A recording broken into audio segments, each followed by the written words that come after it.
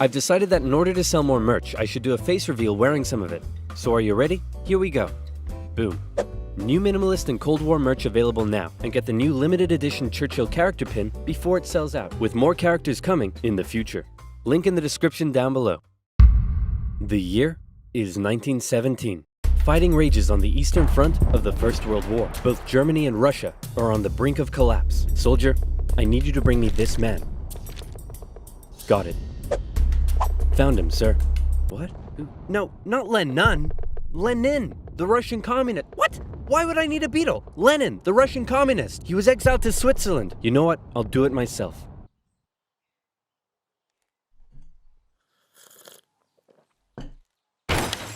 Who wants to start a revolution?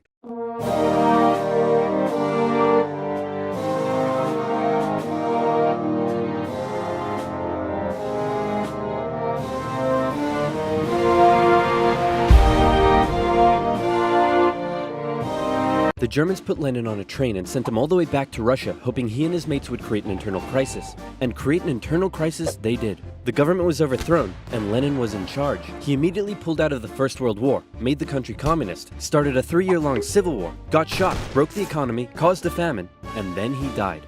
On his deathbed he said, "Hey man, tell whoever's in charge of giving people jobs not to let that jerk Stalin become the next leader. By the way, who did I put in charge of giving people jobs? That would be Stalin, sir." Stalin was a rising force in the Communist Party. He still had some opponents, but conveniently, all of them were arrested or disappeared. So that was lucky. And so Stalin took over. He implemented his 5-year plans, which transformed the country from an agriculture-based economy to an industrial one. And like Lenin before him, he reigned with terror. Anyone who dared criticize or oppose him would either be killed or left to rot in the horrendous Soviet work camps. Then a short man with a silly mustache tried to take over the world, punched the Russians all the way to Moscow, and then the Russians, with some help from their faithful ally, the Winter, punched them all the way back to Berlin. At this point, being allies, America, the UK, and the Soviet Union were good chums. They held a couple of conferences near the end of the war to decide what would happen next. Hey Stalin, after all your trials and tribulation, you must be pretty happy to be standing here in Berlin. Tsar Alexander made it all the way to Paris. Just give me a second. Hey man, I think something's up with Stalin. I know, right? What should we do? Shall I tell him about the bomb? Yeah, tell him about the bomb. That will scare him. So, we got this crazy new big A-bomb that can destroy an entire city in one go. Yes, my spies told me already. Oh wait, I meant to act surprised. Wow, that's amazing. He already knew. How? Am I sure I want to send nuclear secrets via unsecure public coffee shop Wi-Fi? Am I ever? Dude, use a VPN. And speaking of VPNs, if, like me, you take internet safety seriously, then you need NordVPN. NordVPN hides your online activities from outside intruders, preventing anyone from stealing your personal data and stopping your service providers selling your data to advertisers. With over 5,000 servers in 62 countries, it allows you to surf the net anonymously and securely. And it's simple to use. With just a click of a button, you can connect to a server halfway across the world, even allowing you to access streaming services from that specific territory. Say, for example, you wanted to watch a certain oversimplified video that for some reason has been blocked in your country. With NordVPN, you can. It works seamlessly across PC, mobile, and tablet. Go to nordvpn.com/oversimplified to get an amazing 75% off. That's just $2.99 per month, with an additional month free for a limited time. So again, that's nordvpn.com/oversimplified, also in the description box down below. Now where were we? Oh yeah. Does the A stand for atomic or ass? Then America dropped their big A-bomb on Japan, and World War II officially came to an end. Hooray, we won! Okay, so now it's time to establish the New World Order. Stalin, you're in charge of Eastern Europe. Now, we want you to let them all hold elections. Oh yes, of course, elections. And these elections will be free and fair, right? Oh yes, certainly, free and fair.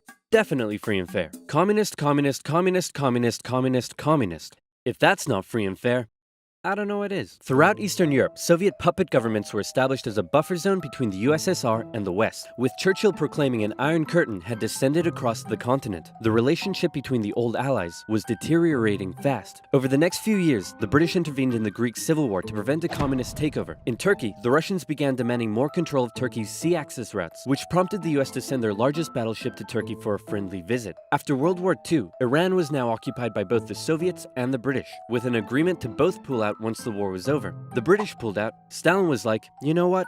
I think I might stick around. All in favor of kicking Russia out of Iran? You want to know something? You guys suck. Pressure from the UN forced the Soviets to leave, and with the establishment of NATO, the Soviets had no doubt that the West was out to encircle and destroy them. And America announced the Truman Doctrine, in which they basically said, those guys are not cool, cannot be trusted, and we will do everything we can to prevent the spread of communism around the world. Many viewed this moment as the official declaration of the Cold War. Back in Europe, everyone was living in a post-apocalyptic void brought on by the Second World War. Cities reduced to rubble, not enough food. It was terrible. This is great. The more they suffered, the more likely it is they'll turn to communism. Dude, you're really messed up. What's wrong with you? My father used to punish me severely. America realized what was going on and quickly made a move. Under the Marshall Plan, they sent $12 billion to Western Europe for its economic recovery. The countries of Stalin's Eastern Bloc looked on with envy. Hey Czechoslovakia, you want to come get some economic aid? Yeah, but I have to check with my mom first. Sorry, America. I can't come. This was a full-on economic battle raging between capitalism and communism in Europe. If the Western nations developed faster and better than the East, that would be a defeat for Stalin. So he set up his own rival economic recovery plan, which he called Comecon, and he also set up Cominform, which gave him more political control over the Eastern Bloc. But nowhere did this economic battle rage harder than in the city of Berlin. Caught over 100 miles behind Soviet lines, the city had been divided up between the Allies, and the western segments were still under Western control. East Berliners could travel freely to West Berlin, see the economic prosperity and think, maybe this communism thing ain't so great after all. I'm gonna have fun tonight. You're home late.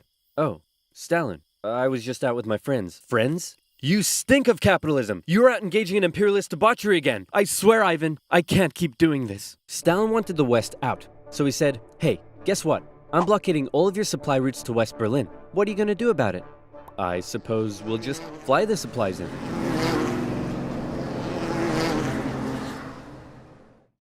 Alright, Truman. You in this round. The Berlin airlift was an incredible undertaking and a major success for the Western Allies, and Stalin ended his blockade of West Berlin. His aggressive actions worried the West, but not as much as this did. The Soviet Union had developed their very own atomic bomb. The USA no longer had a nuclear monopoly. The world now knew that if a major war broke out between the two superpowers, it would be more destructive than anyone could imagine. So it was comforting when Stalin came out and said that war between the Soviet Union and the West was unlikely. Oh, wait, inevitable. He said it was inevitable. Hey, you know who I haven't checked in on in a while? My good friend China. Whoa, what happened to you? What happened to them was a full-blown civil war that had been going on since 1927. The People's Liberation Army, under the leadership of Mao Zedong, successfully defeated the Republic of China, who fled to Taiwan. The now communist China and the Soviet Union signed a mutual defense treaty. This was terrible news for the West. But wait. There's more. After the Second World War, Korea was divided along the 38th parallel. In the north, the Soviets set up a communist regime. In the south, America set up an anti-communist regime. Both were led by very sweet-looking old men, but don't let that deceive you. They were both ruthless dictators, and both dreamed of reuniting Korea under their own regime. Now that he had the bomb, Stalin was feeling a little more cocky, and he finally gave Kim permission to attack. The North launched a surprise invasion of the South on June 25, 1950. With Soviet aid, the North Koreans steamrolled through, taking Seoul in just 3 days and replacing one ruthless dictator with another. The UN were freaking out and quickly created an emergency force made up of troops from 16 countries to defend the South. The West still held Busan and made landings at Incheon near Seoul. They pushed the North Koreans out of Seoul, replacing the ruthless dictator that had replaced the first ruthless dictator with the same ruthless dictator that had previously been replaced by the new ruthless dictator.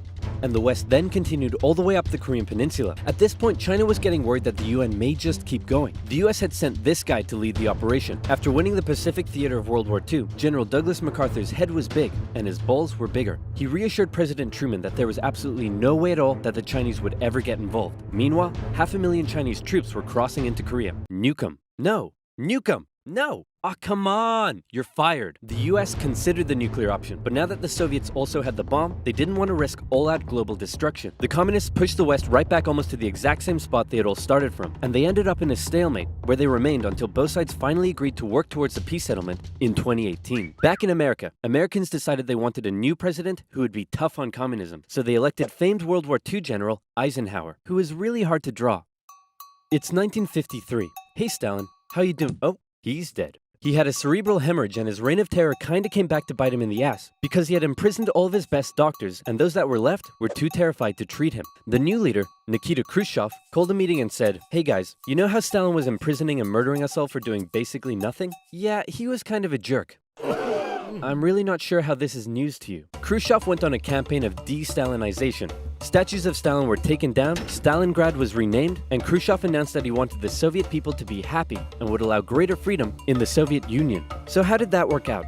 Well, an uprising in East Germany was brutally suppressed, a revolution in Hungary was brutally suppressed, and demonstrations in Poland were brutally suppressed. Although he did finally allow some mild reforms. Back in the Soviet Union, he permitted more cultural expression, but then began banning stuff based on his own personal taste. Modern art looks like a child urinated on a canvas. Banned. Jazz music sounds like the feeling of needing to fart. Banned. Your poetry is really depressing. How could anyone in the Soviet Union be depressed? You're banned. Khrushchev wanted the Soviet people to be happy, but not like that, or that, or that. Young people began enjoying abhorrent Western pop culture. Son, remove that disgusting imperialist apparel at once. Shut up, Dad. You can't tell me what to do. Well, would you look at that? Turns out he can tell me what to do. The West had initially liked the cut of Khrushchev's jib, but world events soon soured relations even more. The two sides were spying on each other a whole lot throughout the Cold War. The KGB had spies and informants in nearly every aspect of Western life and government, so much so that whenever the US tried to send spies into the Soviet Union, the KGB were usually ready to arrest them on the spot. Members of the Manhattan Project aided the Soviet Union in acquiring the bomb. Some American officials believed they were on the wrong side. I'll sell you 3 secrets for $5 million. Okay. Go ahead. The Allies are digging a tunnel under East Berlin to tap your communications. There's an American agent living at this address in Moscow, and sometimes, when I'm home alone, I like to put on my wife's dresses, sit in the corner, and cry for hours. Very interesting. In America, fear took hold during the Red Scare and the McCarthy trials. American values imploded as fear of communism collided with freedom of thought and expression, and communist kind of became a buzzword thrown around to describe anything people didn't like. Hollywood? Communist. Your next door neighbor's dog? Communist. When the grocery store cashier asks if you need a bag when you clearly can't carry 10 tubs of Baconaise in your hands, communist. But one area in particular where the US had an edge over the Soviet Union was in its espionage technology. In particular, U-2 spy planes flew across Russia carrying out surveillance from the skies. There was a nasty incident in 1960 though, when one was shot down and Khrushchev was furious. Who the hell is this? He's a high-altitude weather enthusiast who flew off course. Okay, that sounds plausible. Wait a minute! Why does he have a gun and a poison needle? Because he's a very naughty high-altitude weather enthusiast. But much to America's concern, the Soviet Union appeared to be ahead in the space race. Everyone freaked out when Russia launched the world's first satellite, and then they actually sent a man into space. Even worse, there also appeared to be a missile gap in the Soviets' favor, and Khrushchev was so confident that he even allowed the US to set up a technology exhibit in Moscow, attended by a certain Vice President Richard Nixon. Check this out, we have color TV. Yes, but we've been to space and can obliterate you with our massive nuclear arsenal. Check out this vegetable peeler.